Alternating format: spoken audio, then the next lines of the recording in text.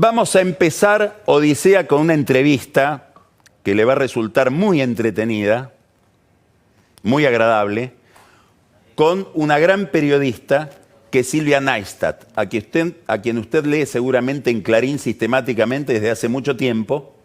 Silvia es una gran conocedora del mundo económico de la Argentina, conoce muchísimo a sus principales protagonistas, conoce mucho de la vida empresarial y conoce también de la frontera optimista en la que podemos situar a la Argentina en materia de innovación, de nuevos emprendimientos, de desarrollarnos en áreas de la economía no convencionales. Así que vamos a tener una conversación con la que yo tengo muchas expectativas con Silvia, justamente cuando la Argentina va a estar en el centro de la escena internacional por la realización del G20. Bienvenida, Silvita. Bueno, muchísimas gracias, Carlito. En serio, muchas gracias. ¿Cómo estás viendo hoy la economía argentina y cómo pensás que la perciben en medio de esta recesión los empresarios, los que están más ligados al mundo del dinero? Bueno, por lo que te cuentan los empresarios, aquellos que estaban bien al comienzo del gobierno de Macri, claramente la construcción, hoy están en un mundo, digamos, están bastante mal, obviamente, donde ahí además afecta todo el tema de los cuadernos y el ajuste en la inversión de la obra pública.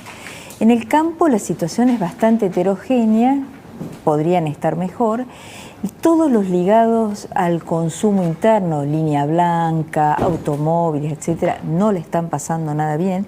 Las caídas son muy importantes, caídas de ventas. Estamos viendo por el INDEC caídas importantes del mes de septiembre. Dicen que se repiten en octubre, habrá que ver si en noviembre mejora algo. Ahora, en general, en un discurso, uno lo que nota en el sector empresario es una fragmentación muy importante en la representación empresaria. Y en esto, vos sabés, Carlos, que a veces uno piensa también en el efecto cuadernos, porque cuando vos pensás el papel que tuvo Techín, y especialmente Roberto Roca, después sus hijos, pero Roberto Roca, en la articulación de un discurso empresario en la Argentina, fue muy importante. Digamos, ellos le dieron al discurso empresario un sentido de defensa, no te diría corporativo, pero sí de defensa de lo que era en una concepción desarrollista, de lo que era un modelo industrial en la Argentina. Hoy eso se fumó y hay una representación muy dispersa, por eso te decía, bueno, como que cada sector habla... ¿Cuánto tuvo que ver el kirchnerismo en eso? ¿Habrá tenido que ver o no?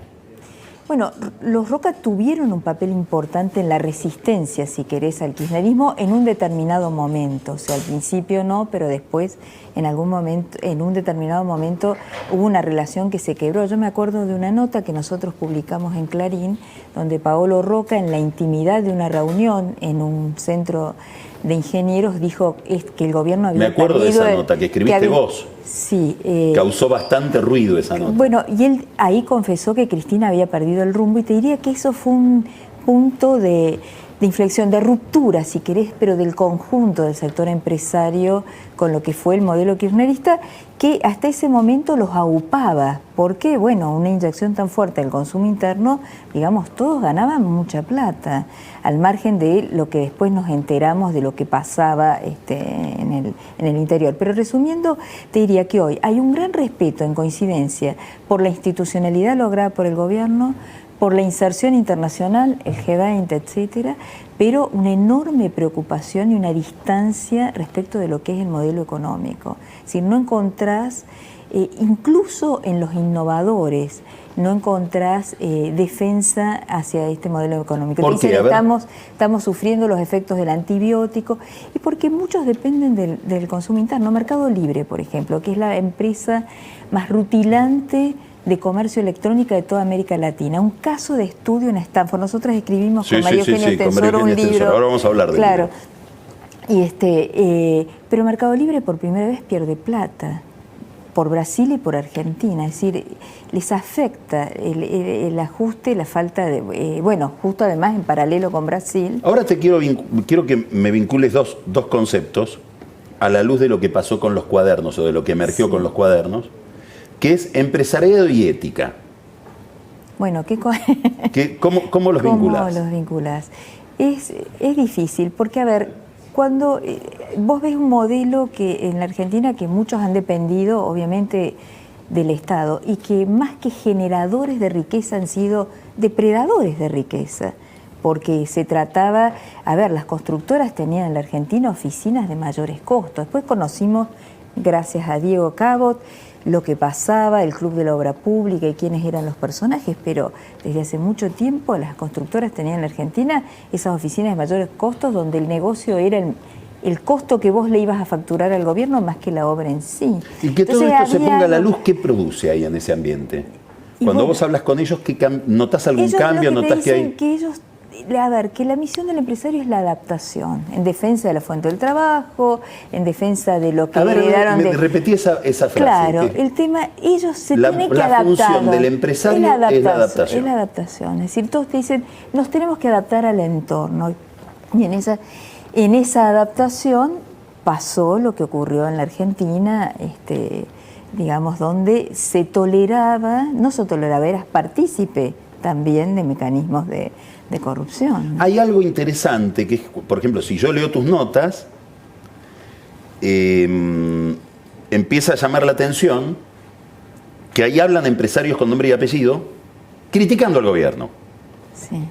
Si pasamos 5 años atrás no ocurría eso. Era muy difícil, ¿o no?, que un empresario te dijera no estoy de acuerdo con esta política económica de Kicillof o de Cristina Kirchner. Absolutamente. Bueno, volviendo al ejemplo de Roca, sí.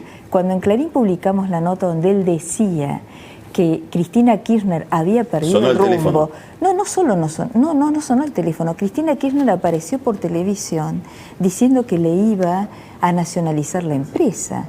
¿Te acordás? Es decir, había un peligro inminente. Yo creo que acá hoy ahí se rompió el silencio. O sea, hoy los empresarios hablan. Habiendo un empresario al frente del gobierno, ¿cómo es la relación de Macri con los empresarios? Yo creo que es una relación con cierta tensión, con algunos excelente. Con esa nueva generación de empresarios innovadores, la relación de Macri es muy buena. Es muy buena. Pese a que ellos también lo critican, pero me da la sensación que es una relación con mucha franqueza. Me parece que no lo es con los industriales y específicamente con los industriales más vinculados a la Unión Industrial, más acostumbrados a mercado interno. Le critican cierta falta de sensibilidad, cierta falta de no ver que cuando vos abrís sin inteligencia la economía son puestos de trabajo que se pierden, etcétera, etcétera. Estaban acostumbrados a otra cosa. Sica, en un punto, sí. La designación del ministro Sica, de alguna manera parece reparar eso. Es como una concesión a ese sector. Una concesión a ese sector, sí, sí. Contanos de ese sector innovador. Sí. Vos escribiste un libro que es un libro donde con María Eugenia Estensoro hacen una especie de scanning sobre todo lo que sería la frontera de la producción ligada al conocimiento, ligada a la creatividad, etcétera, sí. En la Argentina. ¿Tenemos la misma proporción que otros países equivalentes o acá se está desarrollando un fenómeno novedoso, distintivo? ¿Y por qué esos pueden avanzar y otros no? Bueno, en primer lugar, la Argentina, la mayoría de estas empresas innovadoras surgen en la Argentina en el año 2000, en lo peor de la crisis, con gente ahí que está estaba... el libro, creo, lo estamos viendo. Qué buena onda, ahí lo veo, muy bien, muchas gracias. Surge en lo peor de la crisis con personas que eran de alguna manera contraculturales, porque vivían afuera y volvieron a la Argentina. Campanella, por ejemplo. Campanella, uno puede decir, también es un empresario innovador, sin duda, sí. ¿Verdad? Que vuelve porque siente esa especie de deber moral con el país que le dio. Muchos surgen... Habiendo tenido mucho éxito afuera, en por Estados supuesto. Unidos. Sí. Bueno, Mercado Libre, Globan, OLX. OLX es una empresa increíble. ¿A qué se dedica? Vende artículos usados en la India, desde una oficina donde estaba la Universidad de Itela, en la calle Miñones, acá cerquita. Es la mayor vendedora de artículos usados en la India. Desde ahí se gestó eso. O sea, son empresas alucinantes, son las nuevas multinacionales argentinas, pero también hay otros tejidos, por ejemplo Sunchales, Santa Fe, donde ves una articulación entre el Estado que formó técnicos en el Balseiro, el sector privado como una empresa tipo Sancor Seguros que deciden invertir en una incubadora de empresas tecnológicas para biomedicina, para el campo, que están en la frontera de la ciencia internacional. vos lo que tenés en Bariloche. Nosotros tenemos nuestro propio Silicon Valley con el INVAP, con el Balseiro. Ahí lo importante es decir, la Argentina tiene con qué responder. ¿Les va bien porque nadie los mira, entonces se los deja tranquilos? ¿Les va bien? ¿O les iría mejor si tuvieran más visibilidad? ¿Sabés qué? Es una pregunta, a ver, tienen visibilidad porque la mayoría, como no hay plata en la Argentina, salieron afuera y son cotizantes en Wall Street, que son procesos... Digo, tienen más visibilidad afuera, pero el Estado todavía no les cayó encima, ¿o sí? No, ¿o los molesta? No, lejos de molestar, el Estado dio un marco para ellos. ¿Cómo es? A ver. El marco es, por ejemplo, el marco de la ley de software, que les permite pagar menos salario que un industrial común. ¿Por qué? Porque les permite, en el caso que exporten, pagar menos aportes patronales, etcétera. Y además, desde esta gestión, la gestión Macri, los ayudaron muchísimo, porque el Estado está coinvirtiendo en empresas innovadoras. Es decir, cuando el Estado da incentivos y se produce aquel famoso triángulo de Jorge Sábato, ¿te acordás, Carlos? Que es esa articulación virtuosa entre el Estado, la academia y el sector privado, se genera este tipo de tejido de innovación en un país que tiene con qué, la I 1420, tiene educación. Acá te cuentan en Ciencias Exactas de la UBA que vienen las empresas y sacan los chicos antes de recibirse por el talento que tienen en la universidad pública. O sea, tenés con qué responder. O sea, si das los incentivos correctos, podés generar. Todavía nos falta la masa crítica, pero la Argentina tiene 4 nuevas multinacionales muy importantes que se crearon. Nómbralas, a ver. Bueno, estas, Mercado Libre, Despegar, OLX, Globan, son 4 que valen mucho más de $1.000 millones de capitalización bursátil, pese que han perdido un poco de valor con la crisis últimamente. Mercado Libre vale más que YPF, digamos, por lo que vale en la bolsa, es impresionante, pero debería tener muchas más. Fuimos el mejor de América Latina, superando a México, Brasil y Chile, pero todavía nos falta más. ¿Y por qué falta? Bueno, por ahí a lo mejor falta un diseño mayor de políticas para tener una masa crítica, ¿no? Y sobre todo en el tema educativo. ¿Por qué lo educativo? Y lo educativo es clave para generar, ingenieros, programadores. Fíjate, en la India tienen un programa maravilloso que es chicos que ni siquiera pasaron por la educación básica, hoy son enormes programadores. O sea, les enseñaron el lenguaje binario, les enseñaron a hablar y escribir en ese lenguaje y son programadores extraordinarios. Bueno, a la Argentina le falta, se puede hacer. Bueno, pero esa generación de emprendedores yo creo que cambia la cultura, ¿no? Es un capitalismo distinto, es un capitalismo no depredador de riqueza, sino más bien cooperativo. Vos vieras cómo se intercambian información entre ellos, cómo funciona en redes, es muy interesante como modelo. Te llevo a otro tema. Viernes y sábado la Argentina va a ser la sede del G20. ¿Ponemos la casa y se agota en eso o tiene alguna significación distinta para nuestro país que tengamos esa posibilidad? Me parece que tiene una enorme significación para Argentina. Primero, ya la Argentina ganó. Si uno piensa en la velocidad, el tamaño y lo inédito que fue el acuerdo con el Fondo Monetario Internacional, y eso no puede ser otra cosa más que fruto del G20. La presidencia de Macri. Segundo, Macri va a tener toda una serie de bilaterales, empezando por Mr. Trump.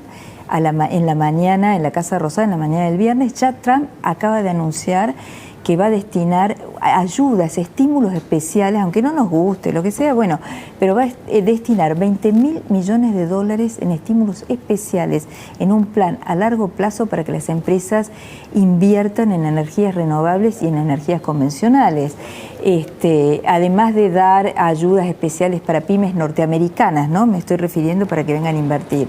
Hay bilaterales con Xi Jinping, se cree que va a haber acuerdos importantes, además del anuncio formal de un nuevo swap que va a venir muy bien porque hoy subió un poquito el dólar por las dudas que haya dolarización de carteras el año que viene, que el Banco Central tenga buenos refuerzos, reuniones con Merkel, la reunión con Theresa May, ¿no? O sea, yo creo que es importante, el tema es cómo lo aprovecha el gobierno argentino, sobre todo en algunas cosas. Por ejemplo, Hay una experta, Beatriz Nofal, que suele señalar que el gran problema es el acceso a los mercados. Vos podés tener el dólar, ser súper competitivo, etcétera, pero en un país que produce básicamente soja, carne, azúcar, es difícil porque son productos muy protegidos en otros países. Claro.